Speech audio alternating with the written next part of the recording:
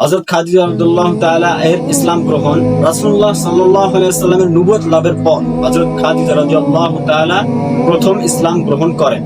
ইসলাম ধর্মের সূচনা লগ্নে রাসূলুল্লাহ সাল্লাল্লাহু আলাইহি ওয়াসাল্লামকে তিনি বেশি সহযোগিতা করেছিলেন।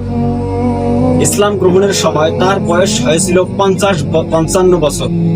হযরত খাদিজা রাদিয়াল্লাহু তাআলা এর ইসলাম গ্রহণ তার পিতৃকুলে প্রভাব ফেলে। ইসলাম প্রচারের প্রথম পর্যায়ে তার পিতৃকুলে বনু আসাদ ইবনে আব্দিল উজ্জাল 15 জন বিখ্যাত ব্যক্তি জীবিত ছিল। তাদের মধ্যে 10 জন ইসলাম ধর্ম গ্রহণ করেন এবং বাকি 5 জন কাফের অবস্থায় বদর যুদ্ধে নিহত হন। রাসূলুল্লাহ সাল্লাল্লাহু আলাইহি ওয়াসাল্লাম এর জন্য খাদিজা রাদিয়াল্লাহু তাআলা ছিলেন এক বড় আশ্রয়।